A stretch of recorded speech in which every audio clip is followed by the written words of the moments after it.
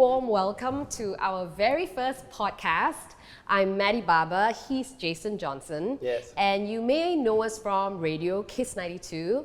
I think we left that job behind about 2 years ago now. Around 2 years ago, yeah. For me in June, it would be my second year anniversary. I think it's been about 2.5 years. You left slightly before me. Yes, yes. Right, and we made the career switch to be the captains of our own ships. That's right. So is it what it's made out to be? I guess you find out. We'll talk a little bit about that, but just remember, it's about you because we want this to be a guide of self-discovery into the world of work life. This podcast is a 6-part podcast for the working adult.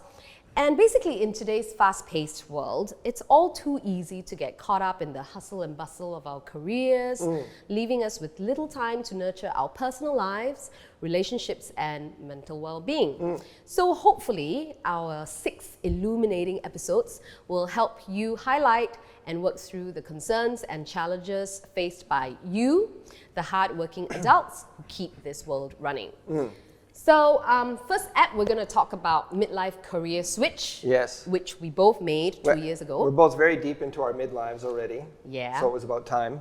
So the definition for a midlife career crisis, I mean, when you Google it, it refers to a period of self-doubt and dissatisfaction with one's career. And I think whether or not you're going through that, at some point you will. And it's very normal. Some of us go through it every day of our lives. Are you still going through that? Not now. Not Okay. since I made the switch. That's good. So let's see if you can identify with some of these common signs and symptoms. If you can, then you're listening to the right podcast. You're feeling bored or unchallenged at work and you need a change, experiencing burnout or fatigue, feeling unappreciated or undervalued at the workplace, questioning the purpose and meaning of your life and your career, feeling stuck or trapped in your current job, not seeing any career progression, fear of aging and missed opportunities. Jason, he had fear of aging, but he didn't care about missed opportunities. That's what hair plugs are for. But he got hair implants instead. Yes.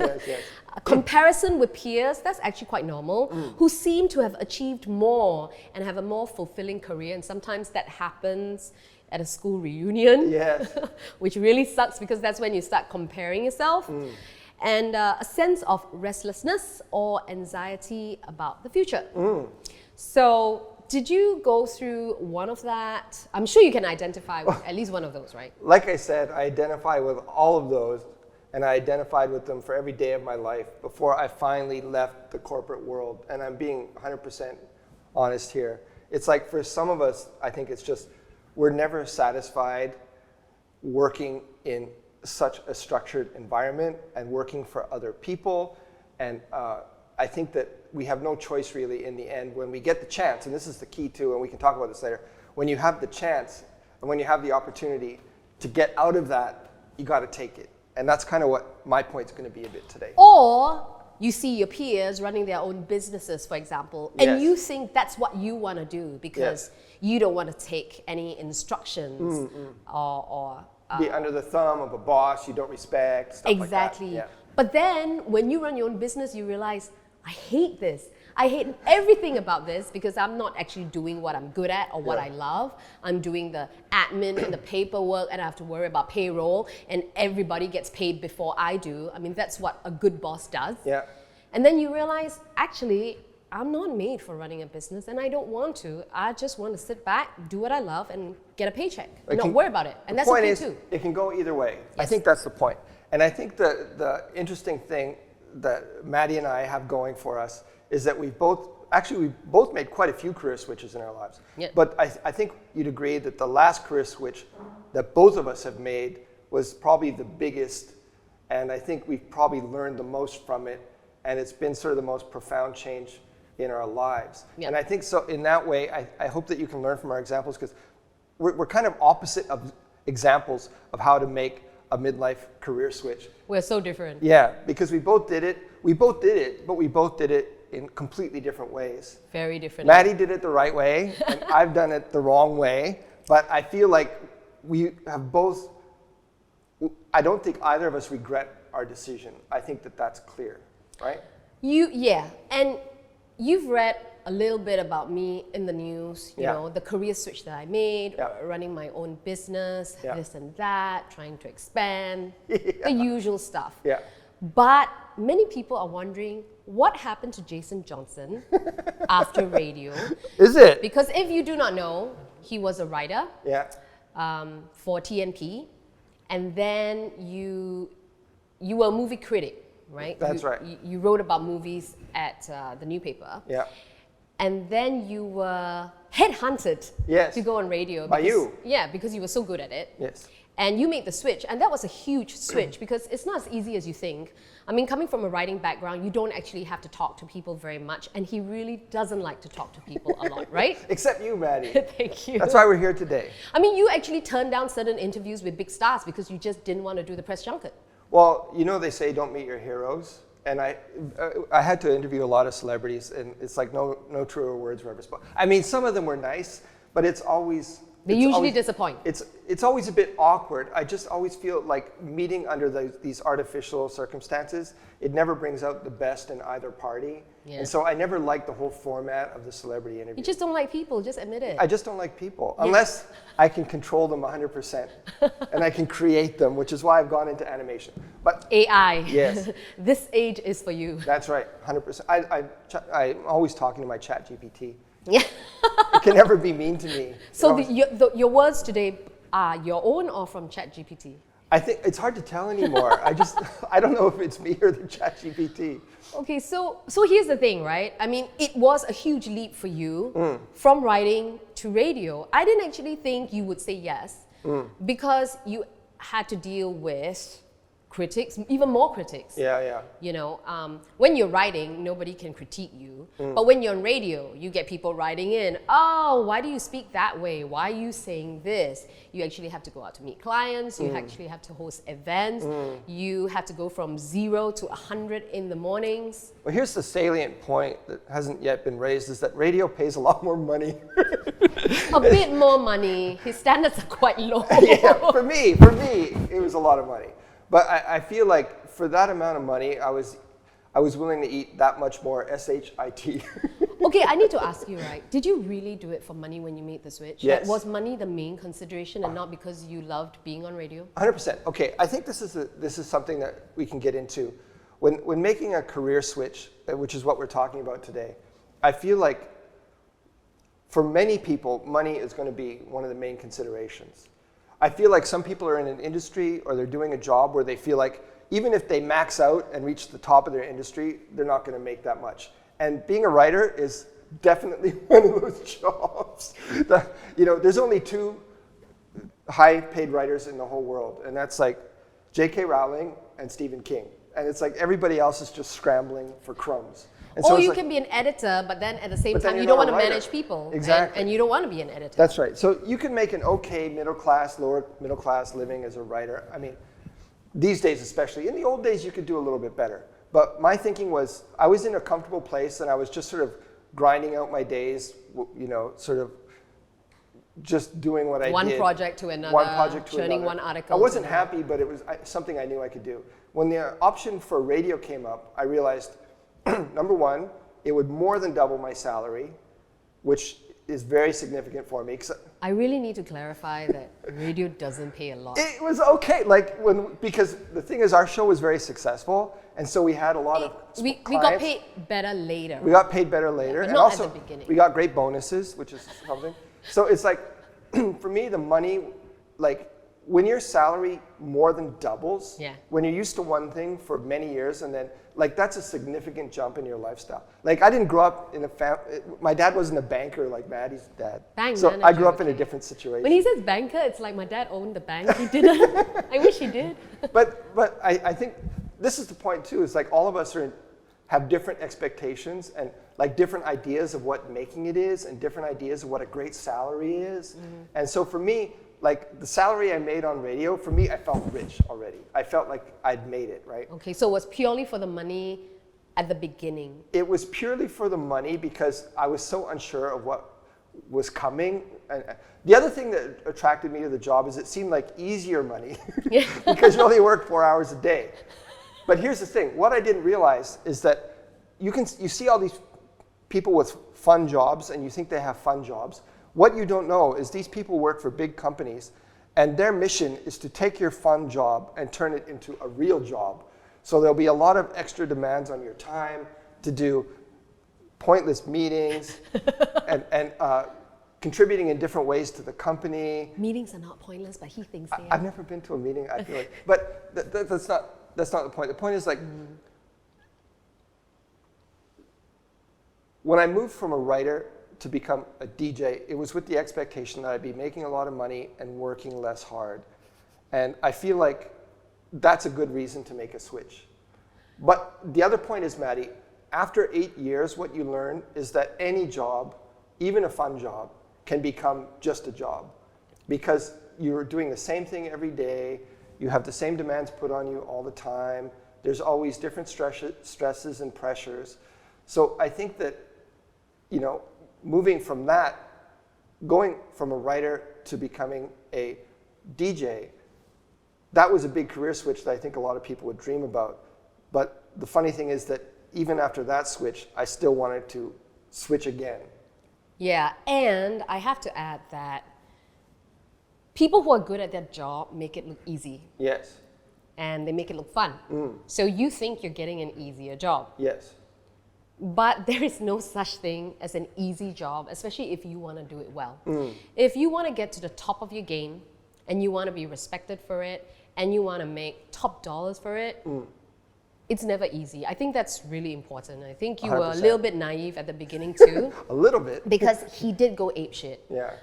You know, it took a toll on you For mentally, sure. Yeah. emotionally, because I don't think you thought about the impact it would have on your mental well-being. And it did have. Being an introvert and going into a job that requires you to be an extrovert, you really do pay a price for that. Exactly, but you did get out of your comfort zone, which I do think that, you know, if you want to achieve something and you want to push the boundaries and you want to explore how far you can go, you do need to step out of your comfort zone. And that's what you did. Yeah.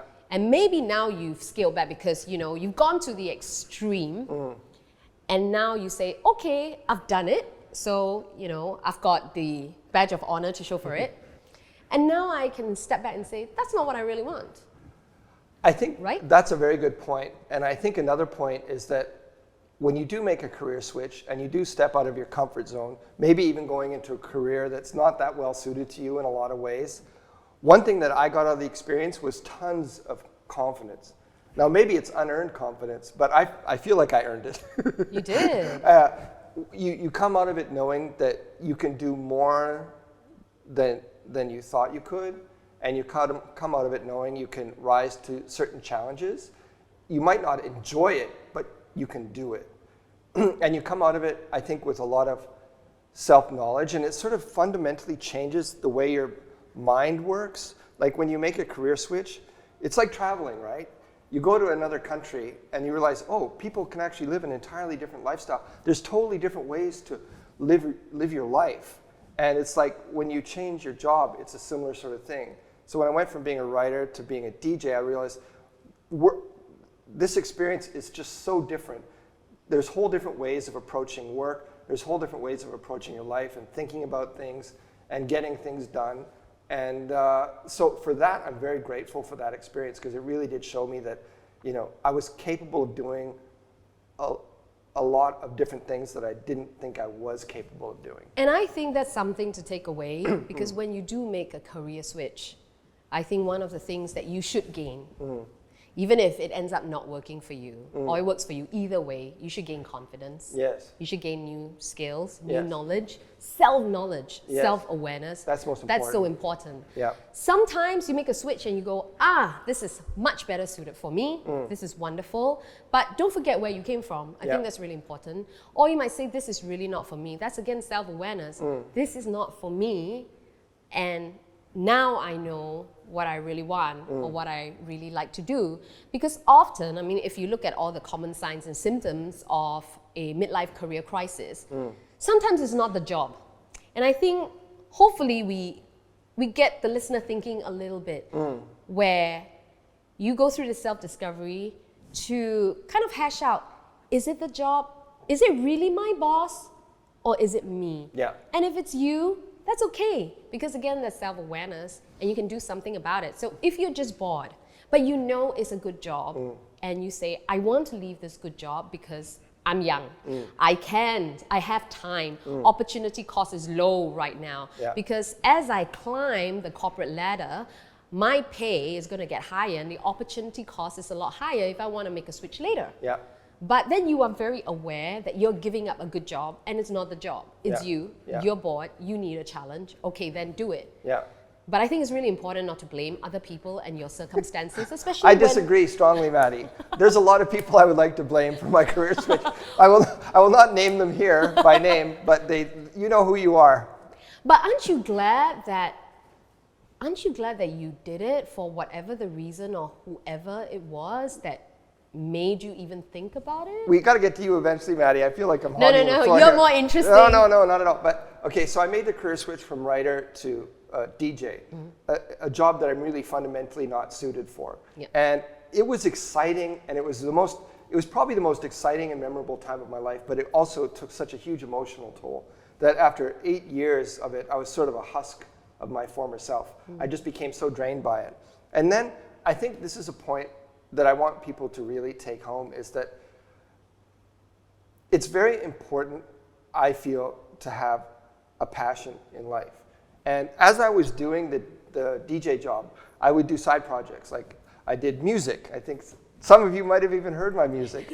It's the greatest music ever written, but Maddy might not agree. But the Shimmer and Glimmers, check it out. It's on YouTube. The point is, right, so I started doing this side project. And then I was trying to make music videos for my music. And then that led to me getting into animation, because it was such a pain dealing with my lead singer, because I could never get her for long enough to do the video shoots. And she's very flighty, and she's like all over the place. And so I'm like, okay, I can't handle this woman. To be fair to her, hi Nats. She had a real job. She had a real job. She had a full-time job, and she was really good at it, It's and true. she loved it Yeah. as much as she loved you and the music. I know. She was great. But it's just like I can't control her 100%. Of course not, because you're not paying her enough. I'm not paying. If I not could pay full-time. her enough, then it would be a different story. So I decided to try to do it in animation, my music videos in animation. And what I discovered is that I loved animation more than any other thing that I've done in my life. And as I started, even more than music, because music was really hard for me, but animation seemed to come much more naturally. So I'd been doing this I started this about 6 months before I ended up leaving the job.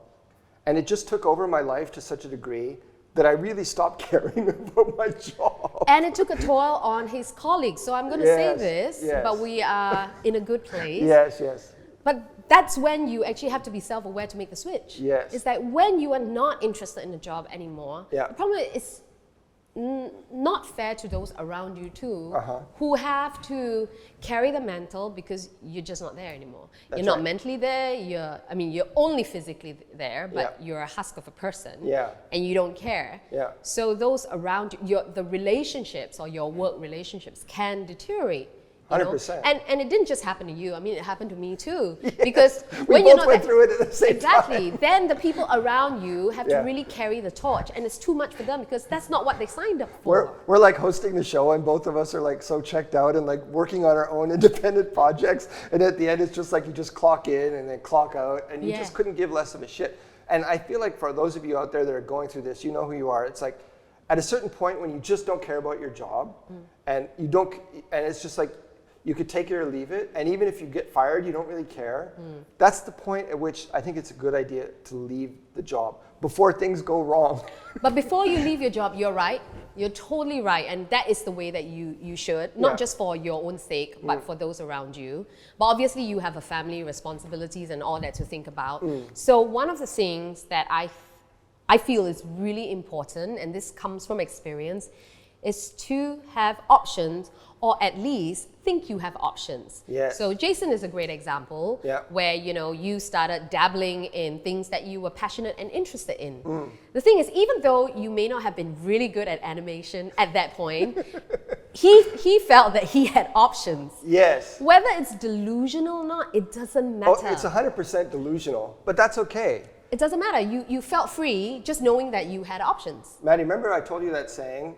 Life is all about working quietly and diligently towards your delusions of grandeur.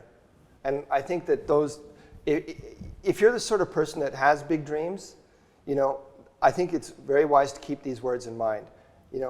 When you're just starting out, it might not be a good idea to tell the whole world this is what you're doing, but just start quietly looking into it, going into it, taking some classes, trying to improve your craft, and having an idea of where you want to be, and just working towards that. And as you get closer and closer, then the hard decisions are going to have to come. When are you going to leave your job? How are you going to support your family? Stuff like that. But you shouldn't do it from the get-go. You should grovel and eat some dust first. Yeah. I mean, we did. Yeah. Right? We did for years. Yeah. And I feel so good about it because that means that I feel like I did it right. Yeah. Well, I think now would be a good time to switch to Maddie's story. No, I'm not done with you. Oh, okay. No, I'm still... okay, so I want to dive a little deeper into options because I think, I had that too. Mm-hmm. I started dabbling in a side business, like a side hustle. And I think it's great to have a side interest or a hustle, whatever you call it or however you do it. That's so important. That is so important because just having that at the back of your mind, knowing, you know what, I do have options. If this doesn't work out or if I quit tomorrow, I don't think I'll be out in the streets. Yeah. I do have something else that I can try or switch to. And again, it could be delusional. You may not be very good at it. You may not make it. But I think just having that frees you.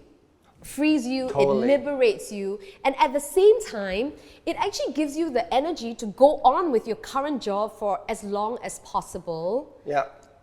Especially if you have a family to feed, that is the responsible thing to do. Right? You don't actually have the luxury of just going, oh, I don't like my boss, I quit. Mm-hmm. Or I had a fight with my colleague, I quit. That's not the actions of a responsible adult. I think that is such a good point. I think it's very important. Like a lot of you out there have your job, right? And you think everything's great right now and that you're going to have this job forever and that everything's going to go perfectly. But let me tell you, in life, nothing goes perfectly for anyone. And especially now, there's really no sense of strong loyalty, I feel like. Even I don't know if there ever was for a corporation towards an employee. Like, there's no loyalty at all. Or vice versa.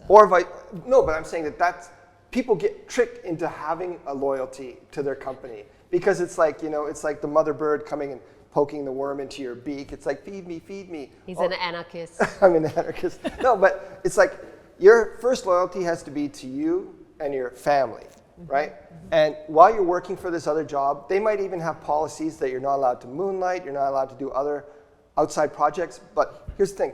You have an obligation to yourself and your family to do something outside of work that could lead to something else. Like an interest. I mean, if you can't moonlight, we're not asking you to. It doesn't have to be moonlight, but we're kind of different. You have to work. What I'm saying is, you constantly have to be. I hate the term upgrading your skills because that sounds so lame. Upskill. Yeah, I hate that stuff. That's what they call it. But what I'm saying is, life is you have to constantly work to improve yourself throughout your life. To keep on growing. That's the best way to put it. You have to keep growing throughout your life. Because if you don't, you'll just wither and die, right?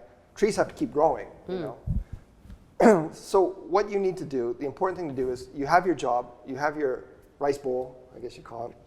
You have to make sure that there's something else, there's a side dish there, that once your rice bowl is empty, you've got a side dish that you can go to. Or just an interest to keep you alive, to feel alive, a passion, because you're not always going to feel passionately about your work, especially when it becomes a job. You may start off feeling passionately about it, but when it becomes a job and things become mundane, you're not going to feel passionately about it. That's but we humans need to live passionately. 100%. I mean, the thing is, there are such a thing as boring people in the world, and you might be one of them. And you know what? That's fine. The world needs boring people who don't really have grand ambitions and who just basically want to do their job and go home and mind their own business. And more power to you. If you're a boring person, You know what? Good for you, man. And you like things boring, Yes. and you want it easy, and you want to cruise, Yeah. and work-life balance. Oh, I hate that word. Yeah. But that's what you seek. Yeah. Then it's okay. Yeah. But also know that it comes with. Yeah. It comes as a package. Yeah. That means Would you say it's half the people are boring and then half the people aren't boring? So I bet it probably breaks down into about half the world are people who are fine just going through their lives day by day and not really fussing too much. I feel like the other half trying to live that life are going to be very miserable. I guess, I won't say that people are boring, but I would say like they're okay with There's a nicer way to no put it. excitement There's a nicer in way their to put it. lives. I'm just too lazy to think of what that word might be. They're humble. They're humble people who have who are boring. And Hey, you were pretty boring too. no, I mean I'm boring in so many with- ways. But when it comes to like my career, I think I can look back at my career and say it's 100% not boring. It was a very illustrious career. But I'm so boring in so many other, like we're all boring in our own But way. as a person, you actually are okay with I'm pretty- mundane I'm things pretty in life. boring. Yeah. Yeah. You're okay with not going out at all, Yeah. staying home and staring at your computer screen for Yeah. hours on end. Many Yeah. people would say that's boring. I don't travel. I don't have a car. Yeah, That's okay. starting to feel a bit bad. Yeah. And if he likes one thing, he can do that same thing over and over Yeah. again. If he likes a certain dish, he will eat that same dish over and Every over day, again. yeah. If he loves a restaurant, he'll go to the same restaurant over and over again. And many people might say that's boring. It is boring. I'm boring. Now that I laid it out, it's like, oh damn, Really? I am one of My those. words have come back to bite me in the ass. Okay. No, Okay, but options. Can I go back to options? just let me say one thing quickly. I think the thing is, right, we were talking about this a little bit before. I'm only able to do what I'm doing now, which is take a couple years off work and work on my animation, is because I'm boring in that way. Because I don't need to live a lavish lifestyle. I'm very happy living a more meager, I like to call it a bohemian lifestyle. I think that sounds a lot better. But I'm happy not having a lot of money, doing what I love. And because when I was on the radio, I saved Maddy so much money, I'm able to have this chance. And that's another tip. This is a tip. This is something you remember. If you're the kind of person who you think might want to leave your job one day, do not spend beyond your means, right? Save your money because your money will give you freedom. It's very important. I think part of retirement planning is do not spend beyond your means. Full Yes, stop. yes. For anyone. For anyone, it's But you true. are absolutely right. And actually, interestingly enough, I get this question a lot. So, what is Jason doing? Oh, he doesn't have a full-time job? He's still doing his animation course after 2 years? How does he live? I don't have any job. So that's the thing. For him, it's truly savings. Yeah. I mean, I could save, but I couldn't live like him. Yeah. So it won't last me 2 years. I would die. I have to put in a little asterisk here. My wife is helping me a bit. My wife is still working. But the thing is, our house is paid off and all this stuff. So I took care of a lot of financial stuff. Our kids are grown. They had all the tutorials, all that kind of stuff. But here's the thing, right? We do live very cheaply. Now, this might be the time to flip over to Maddy's side. Maybe that should be App 2. Yeah, because Maddy, unlike me, does enjoy living a lavish lifestyle. So when she left her job, she didn't just leave and live on her savings. She had to make sure there was still going to be a lot of money coming in to feed her cravings for luxury and adventure. And right? travel. And just living a sort of a grand life. The life that I want. Yeah. So, Maddy, I think we should really get into a little bit. So, basically for me, I got into animation, I left my job, and now I've been studying animation and living off my savings. That's been my strategy for a midlife career change. Maddy's strategy was totally different. She decided to start an amazing company, and it somehow worked, and now here she is, the CEO? Do you have a title? I'm the founder. The grand poobah of Madly The Gems. CEO, there's too much work if you're a CEO. Yeah. So I don't want to be CEO. She's the My founder. husband is You're the the CEO. founder. She's the founder of an amazing gem company, Madly Gems, that does bespoke jewelry. And it's like, I watched her, you started this company when we were still doing radio. Do you want to talk a little bit about what your thinking was? Yeah, so I guess like you know, while you were doing radio, you were dabbling in animation. For me, it was jewelry. And from there, it really took on a life of its own, and it grew, but it came out of interest. I didn't even think about it as a a retirement plan or a side hustle. It's just passion. I follow my passion. Yeah. I love new ideas. I really loved my radio job. I really You'd always wanted to be that was your dream, really. Yes, it was my first dream, Your right? first dream. I think people have more than one dream, and it's really That was your okay. childhood dream. That was my childhood dream, to be Yes. on radio because I love music. Yeah. But not in the way that you do, because for you, you love the technicality of music. Yeah. You can Putting it compose and together. putting it together. I don't, I just love listening to it. I love how it makes me feel. So I wanted to be, I was one of the few, a friend joked about it once. He said, oh, you must be one of the few radio DJs that became a radio DJ because you like music, because most people just like the sound of their own voices. And I'm like, yeah, I mean that too, but I really did it for music because I thought to myself, what a great job to be able to just listen to music all day long and talk about it. That's a dream job. So that was my first dream job. And I think I had many dream jobs. I also wanted to be a chef, by the way. But It's I'm too not, hard to work. That's a hard job. it is a very, very tough That's job. a hard job. And I've always loved jewelry. Yeah. So, you know, thanks to some serendipitous meetings along the way that I managed to realize that dream. And I always thought it might be a hobby, even though I had some, like inside of me, I had a little bit of hope that it would become something bigger. But I didn't really actively pursue it because I wanted to do a good job on radio. But then it took on a life of its own, which I do feel that luck has a little bit to do with life as well. I don't know whether you call it luck, good fortune, destiny. There's so many names for it, but... Here's the thing. I feel like Maddy's being a little bit modest here because I feel like one thing Maddy has is an extremely hard work ethic. So while we were on the radio, Maddy would do the radio, and then she would run off and do events where she would be an announcer and get people to play games and rah-rah and all that stuff, which takes a lot of energy, let me tell you. And then aside from that, she was also working hard on the gems business and finding clients and working on the marketing and doing all that. And she was working equally hard on all of this stuff, and it all sort of fed into each other. It was just like your life was full of a sort of passion and activity and just getting things done, and you thrive on that, right? And I feel like your job on the radio never suffered because of these other things you were doing. I feel like it actually kind of all one thing fed into the other thing. I mean, you were there. Yeah. You saw my transformation. Yeah. There was some point in between where he's like, you know what? I don't like this look. You're too business-like. Oh, yeah. You remember that? Yeah, because when we first joined, we were all like free. We were just like radio DJs and hobos and... You know, we didn't have business plans. We just did whatever we wanted. And then, of course, I think... You became a boss bitch, Maddy, is what happened. But also because there was a lot more at stake. Because once you start hiring people and people rely on you for your livelihood, I'm sorry, it's not fun anymore. Yeah, Maddy's personality it's transformed.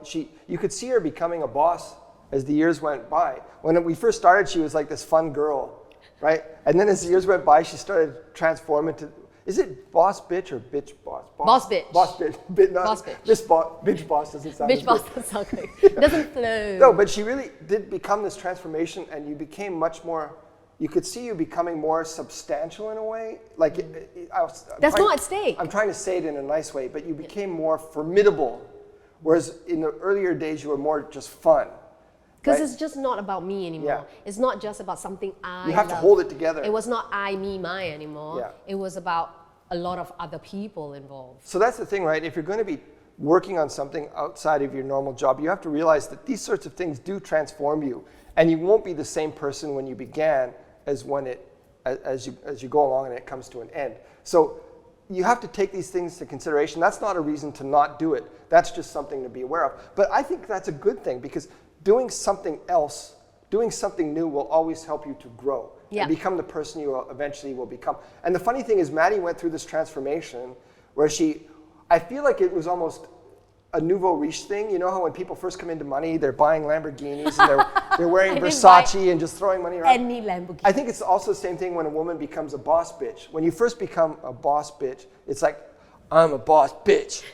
But then as you become a boss bitch for longer, it's like an old money thing where you become more comfortable in it. You start driving a less flashy car. You start being a little bit more down to earth, and you settle into the role. You've got nothing to prove. Yeah, and I feel like that's sort of where you are now, where it's like you've proven yourself, you took on this challenge and conquered the world, and now you're in a space now where you're much more settled.